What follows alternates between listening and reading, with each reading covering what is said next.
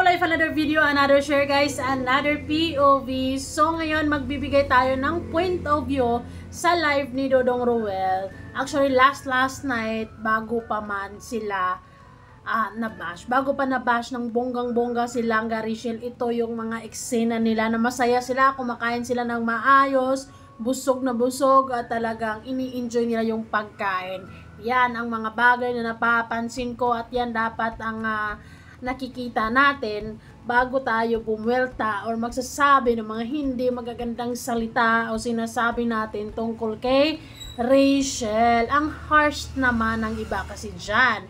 Anyways, bago ang lahat, don't forget to support and subscribe Kuya Bal Santos Matubang, ating na vlog, Kalinga Prab, Ruel Malalag, and syempre, Rachel Morales Vlog. Guys, maraming salamat sa inyong lahat sa supportan nyo sa aming mga Rochelle reactors. Thank you so much. Mwah, chup chup.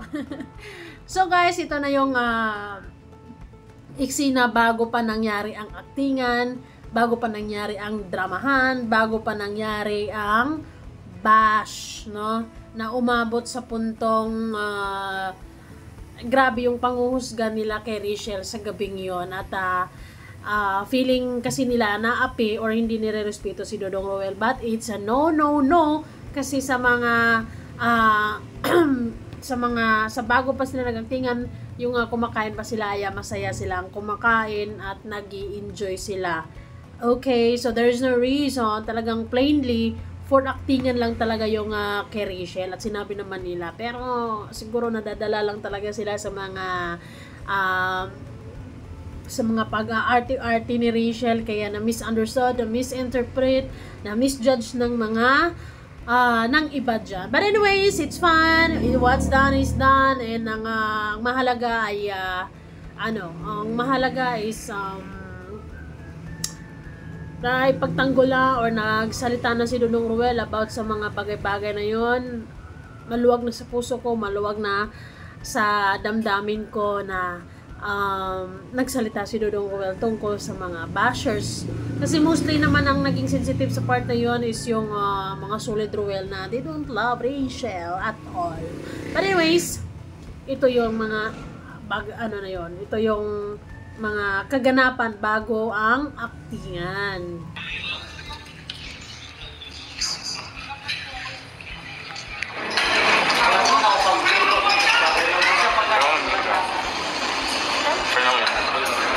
Okay na po? Okay na. Actually, yan ay excited nga sila sa dyan yung naghahanap sila ng costume para sa birthday ni Baby Rabay kinabukasan, and okay naman ang lahat.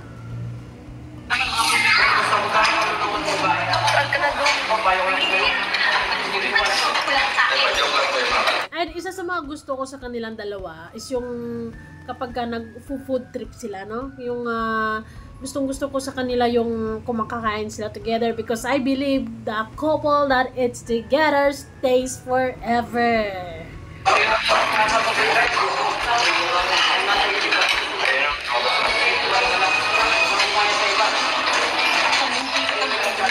Parang sarap na kinakain nila.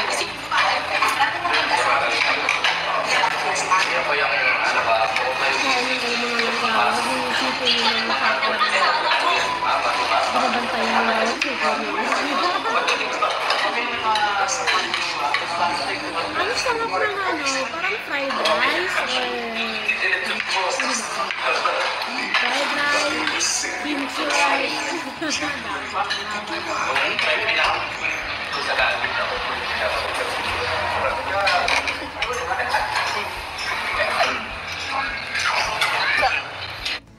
Napapansin ko dyan, nakikita naman natin na nagtatawanan pa nga sila, in good mood ang dalawa, at masarap talaga yung kinakain nila guys. Food trip, gustong-gusto ko one day kayo mga langga, gagawa kayo ng mukbang, magmumukbang kayo, yung tipong ang kakainin nyo seafoods.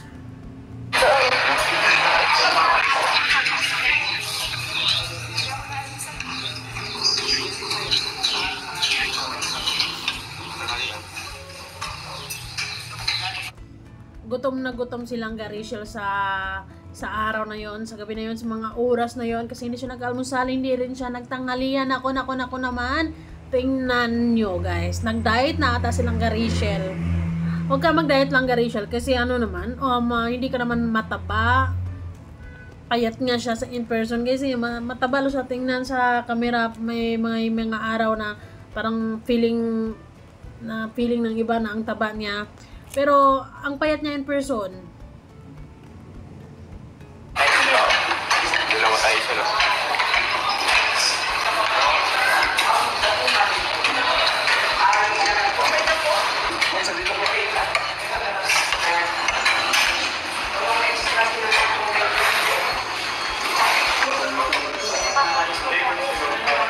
Sayang hindi ko masyadong maririnig yung mga sinasabi ni Rachel, yung conversation nila ng buo, kasi nga ang ingay-ingay sa paligid, gawa ng ang ingay din ng TV. Marami atang kumakain dyan. isa sa mga gustong gawin ko din yung kumain. Oh my god, ayoko na. Diet na ako. Biglang nag-diet. Ay nako.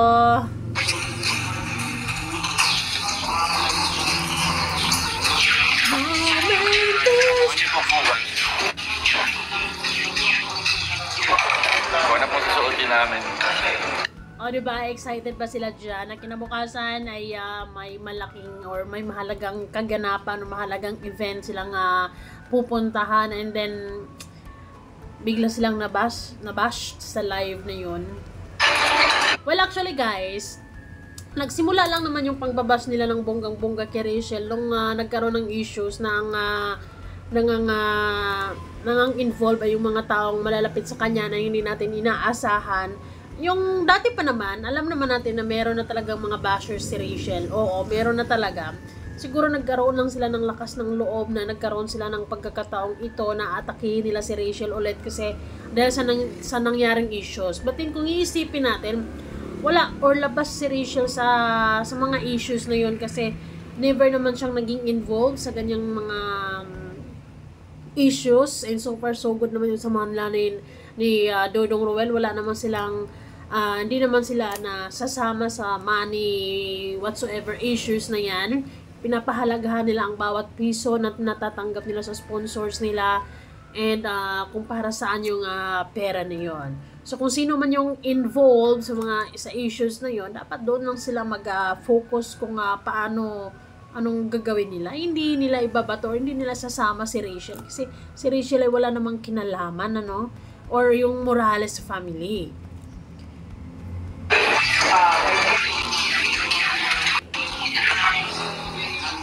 Sa part na yon ay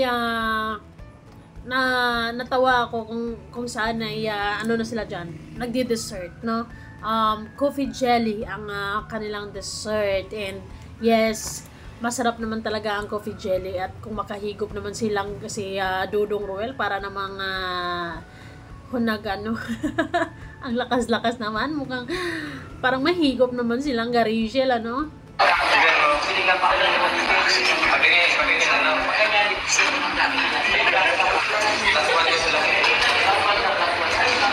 So yon ang isa sa mga ebidensya na walang rason bakit ay magkakapikunan sila. Walang rason bakit seryosuhin nyo yung aktingan ni Rachel, kasi kakatapos lang nila kumain nun, and okay naman ang lahat, masaya naman sila, and wala busog sila, ganon, busog sila parehas. Ang sarap ng pagkain. Mahigop mo naman ako, ga. Ang lakas naman kasi humigop yung Dodong Roel. Gagawa din ako ng coffee jelly, guys, kasi masarap naman talaga ang coffee jelly. I love it.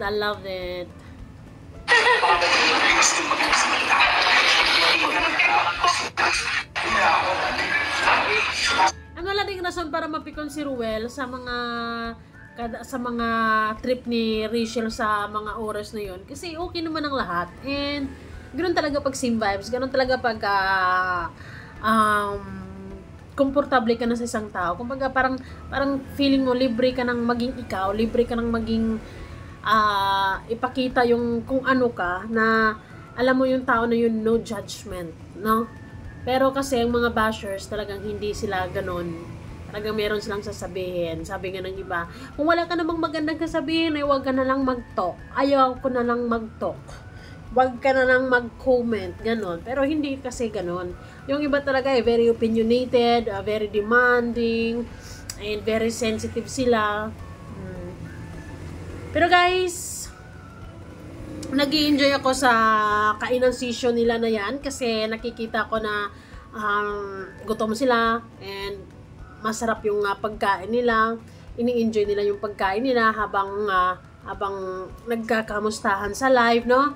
And okay naman sana ang lahat.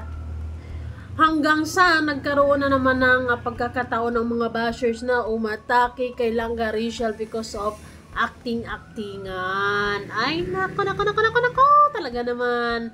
Pero carry lang. Basta ako nag-i-enjoy ako sa pinapanood ko. Kasi bago naman kasi ko magbigay ng komento sa isang bagay-bagay sa mga kung ano uulitin ko sa panunood kung ano bang nangyari, bakit ganito, bakit ganyan, di ba? Unlike sa iba na basta bagsak ng mga masasakit na salita kasi hindi kasi nila concern yung nararamdaman ni Rachel. Ang concern nila ang nararamdaman ni Dodong Roel. Pero hindi nila alam, every time na aatakihin nila si Rachel, ibabash nila si Rachel, sa pagsasabihin nila ng hindi maganda si Rachel, walang ibang unang masasaktang tao dyan, kundi si Roel. Kaya nako, nakakakilig yung part na talaga namang nakikiusap, ipinagtanggol, ang haba-haba ulit ng buhok ni Rachel na hapakan natin everyday. Ay, sana So, sana naliwanagan, nabuksan ng mga mata ang mga bashers na mali pala yung judgment natin. Okay lang pala si Langga Roel and hindi pala siya napikon. Sabi niya, same vibe sila, gets niya yung trip ni Rachel at gets din ni Rachel yung trip niya. That's normal. That's it. Kasi yung mata nila, I mean yung ito, dapat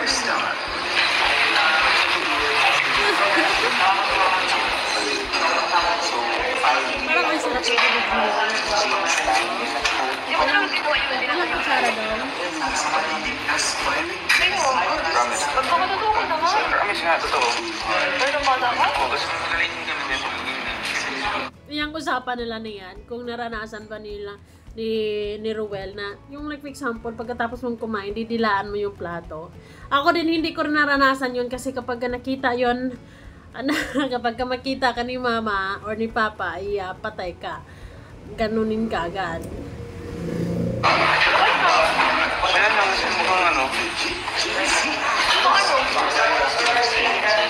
ang nagulo nga. Ginagawa ko na yung pagkain. Wala. Kasi yung ulo ko.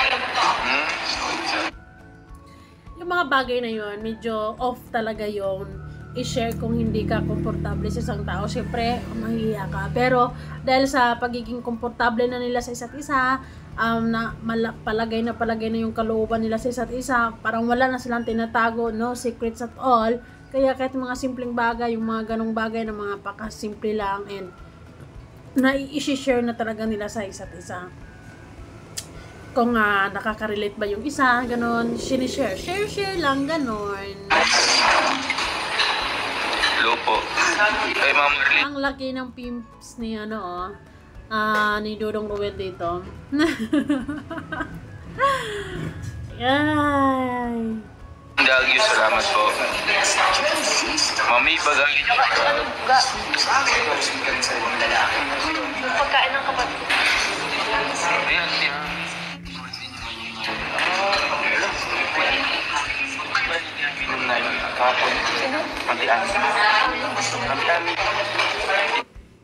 So, ayun guys, yun yung mga eksena, yun yung mga ilang mga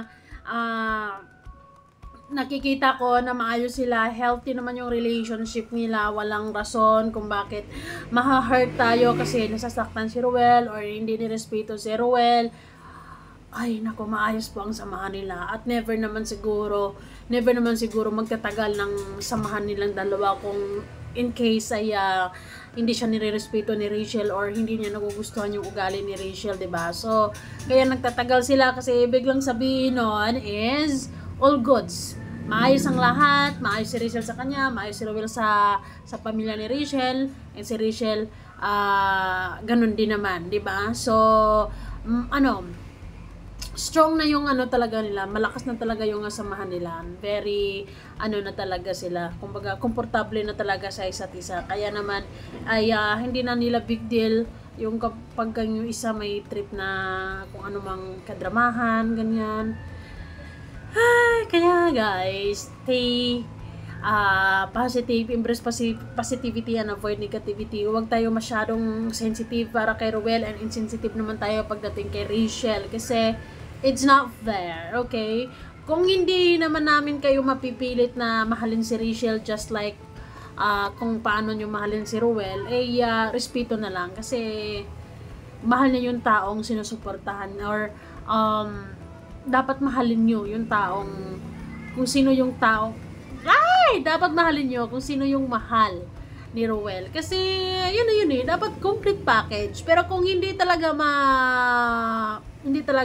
mangyari or hindi talaga pasok sa mga puso nyo, respeto na lang or better yet ay hindi na lang mag-comment ng hindi maganda. Pero anyways, hindi naman natin makontrol yung sasabihin ng ibang tao kasi dala ng bugso ng damdamin ay talagang makapagsalita sila ng mga hindi magaganda. Kaya Rachel, Langga, dapat prepare ka sa mga bashers or lagi mong isipin na hindi mo kailangan isipin ang bawat sasabihin ng ibang tao. Di ba sinasabi mo while kumakain kayo na wala kang pakialam sa mga kung ano sasabihin ng tao basta masaya ka sa ginagawa mo. Yan ang lagi mong iisipin at ilagay mo sa puso't isipan mo kasi as long as masaya ka, as long as wala kang inaapakan na tao, as long as wala kang inaragabyado na kung sino man, no? Masaya ka, go for it, enjoy life, no? Embrace positivity and avoid negativity. Ika nga. So, we love you, both of you, and yan, ayun.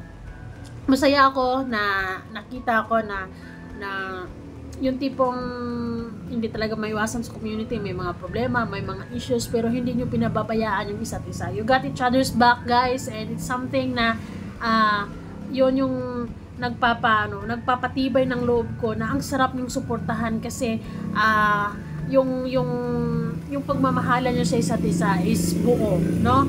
Hindi nyo pinababayaan yung isa kapag naiipit yung isa, andyan yung isa, no? Andyan yung isa, ready na i-comfort yung isa. So, ang sarap lang, no? Hindi man perfecto yung community natin, hindi man perfecto yung community nyo, hindi man perfecto yung samahan nyo, may pagkakataon man na misunderstanding, may mga hindi pagkakaunawaan or silusan, so on and so forth, no? Pero, isa lang ang sarap lang na suportahan yung dalawa kasi nakikita namin yung pagmamahalan nyo na talaga namang alam yun, yung buo, yung tanggap nyo ang isa't isa and hindi nyo pinababayaan at iniintindi nyo ang isa't isa, lalong lalo na si Dodong Ruel, nakaka-in love lang na ang haba-haba din ang pasensya niya para kay Rachel, ganun din naman si Rachel, diba? So yun guys, yun, alagaan yung isa't isa, mahalin yung isa't isa, respeto yung isa't isa, and yun lang, so magsuportahan. And ayun, huwag masyadong magpadala sa mga sasabihin ng iba at huwag masyadong i-focus yung sarili sa mga bashers kasi dyan kayo magugulo. Huwag magpapa-apekto sa mga negatibong sasabihin ng ibang tao. Ang mahalaga, masaya kayong dalawa. We support you guys and we love you. Bye-bye! Thank you so much guys and see you guys all on our next reaction. Bye!